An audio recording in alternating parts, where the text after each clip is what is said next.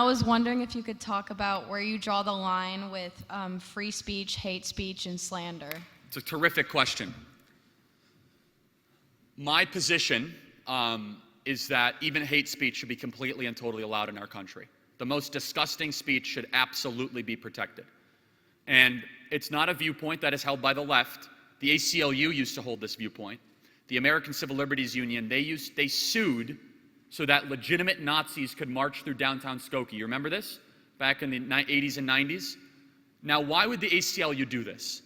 Because they said, as soon as you use the word hate, that is a very subjective term. Because then all of a sudden it is in the eyes or it is in the implementation of whomever has the power. So here's my belief. The more speech, the better. Let's use the Westboro Baptist Church, for example. So there's a movement that says it should be illegal to say what they're saying. I think what they say is disgusting. I think what they say is reprehensible. But I've also seen every time they show up, a multiple of people show up peacefully to show how foolish they are. I think that in a civil society, the best ideas will win as long as you have that marketplace. And here's the real issue. As soon as you shut up hate speech, those people only get more powerful. And this is the unintended consequence of censorship. You give more credence to the silenced person the moment you shut them up, because then they can play the victim and they say, they're trying to shut me up because I have something that everyone else wants and I'm a threat to them. No, you're not. You're just a fool, and those people have too much power.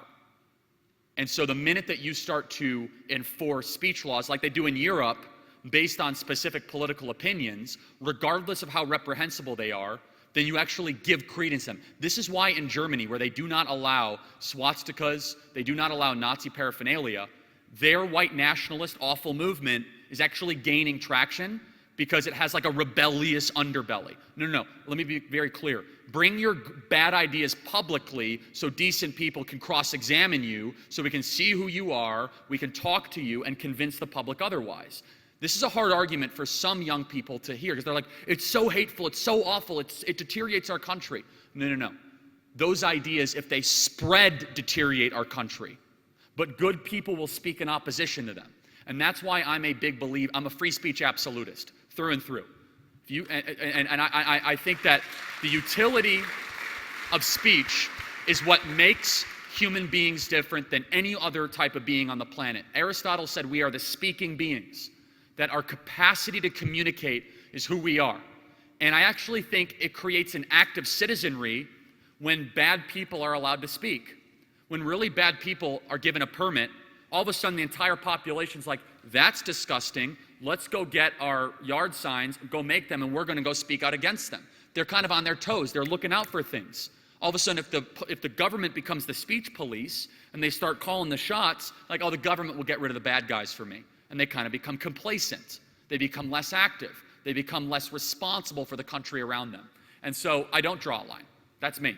I say that you should allow all opinions to be heard. Now, with slander, if you make the intentional publication when you're behind a news outlet with false information, knowingly false information, I think that you should be able to be sued in court more generously with the libel laws that we have in this country. And so the difference is that if you know you have materially false information, and you publish it to a big, wide readership, that is not freedom of speech, that is slander. And it's very clear what the Supreme Court has said with that.